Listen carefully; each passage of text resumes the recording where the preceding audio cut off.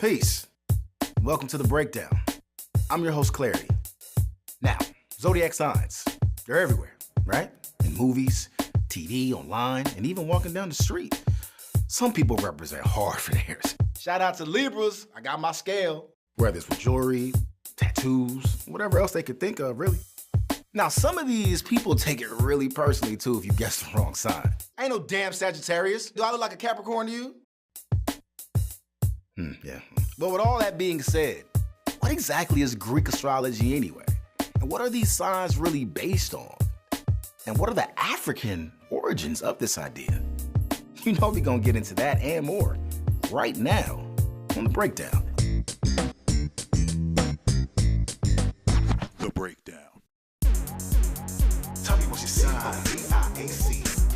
It's a question almost everyone is asked at one point or another. And most of us know the answer. But what exactly are zodiac signs? Why do we have them? And what are the African origins of these ideas? Astrology is nothing but a Greek word that means knowledge of the stars. Astrologos means knowledge of the stars. Ancient African people were the first people to observe the heavens and to chronicle their observations. What we find when we study the history of ancient Africans in the Nile Valley is that that was the epicenter of culture, science, technology, and civilization. At the heart of this epicenter was a peaceful, affluent, and deeply spiritual society that valued high-level scientific thinking. They studied everything in the environment, on planet Earth and beyond. Prior to the advent of electricity, when the sun went down, people went to sleep. During the day, the sun was the primary principle which guided people's lives, so the sun became associated with God or the Creator. And then once people were no longer working, were no longer hunting, were no longer building shelter, they had time to sit back and just stare up at the sky, stare up at the stars. And they began to notice some particular patterns as they observed the heavens. They noticed that the stars followed the same movement as the sun, moving from east to west. They saw the moon, and they noticed that the moon's cycle was similar to the woman's cycle. And they began to see patterns in life, patterns in the heavens and patterns on earth. And so they were able then to define time. They divided the day into 24 hours. They divided the year into 365 and a quarter days. They also accurately calculated the circumference of the Earth. In the ancient world, Kemet was the primary source of both scientific knowledge and spiritual enlightenment. Ancient Kemet was the place to be, and anyone who had the resources sought to come to Kemet from any corner of the world. Modern astrology is mostly based on the writings of the 2nd century Greek scientist Claudius Ptolemy. His 4-volume work, the Tetrabiblos, represented everything the ancient Greeks knew about astrology, and ancient Greece was the foundation of advanced scientific and spiritual thought throughout Europe. But like his predecessors Socrates and Pythagoras, Ptolemy spent decades in Kemet studying at the feet of African scholars. Because thousands of years before the existence of Greece, Africans in the Nile Valley were the fathers and mothers of advanced scientific and spiritual ideas and practices. These African people birthed writing, mathematics, philosophy, art, medicine, architecture, and advanced sciences like biology, chemistry, and astronomy.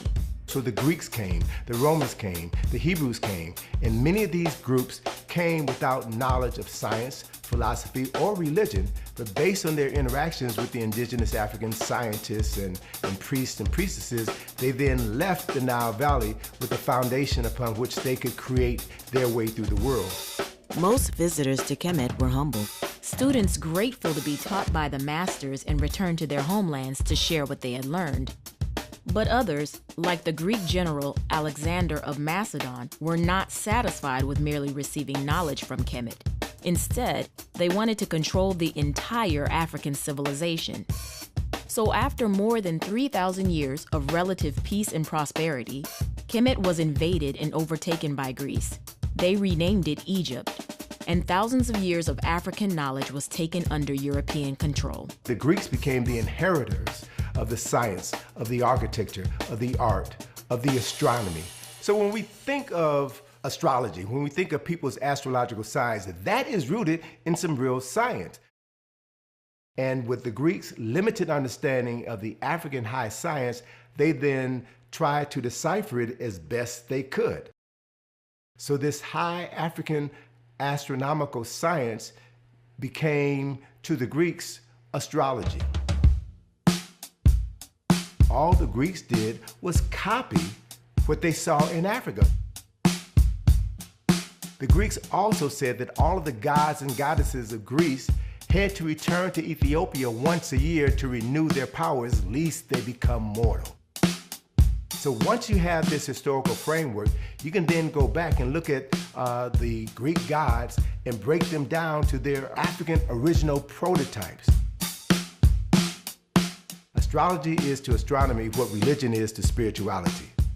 It is the source from which this powerful knowledge sprang, but it is interpreted differently by people who didn't have the depth of the knowledge as those who created the original source material. Many of these African astrological concepts were incorporated into European religious practices.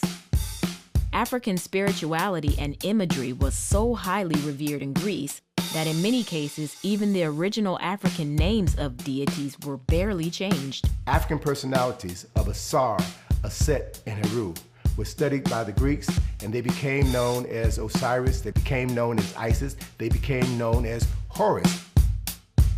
In some cases, even the African written language was taken and used directly by the Greek.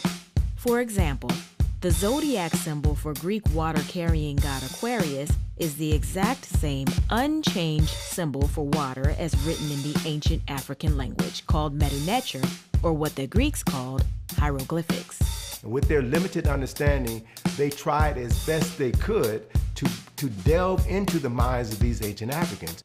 Popular motifs borrowed from ancient Kemet include images of Ma'at, a Neter or deity who took the form of scales and governed fairness and balance. Another popular image was the Neter Asar, often depicted as a bull. Shu and Tefnut were divine twins. Serket was a healer who could cure the sting of a scorpion and was often depicted with one on her head. The circular zodiac at the Temple of Het Heru in Dendera, Egypt, contains the Greek versions of these ideas, along with their original Kemetic inspirations, several of whom are concepts the Greeks would have encountered only in Africa. Leo the lion, for example, is a species which is not native to Greece, but is native to Africa.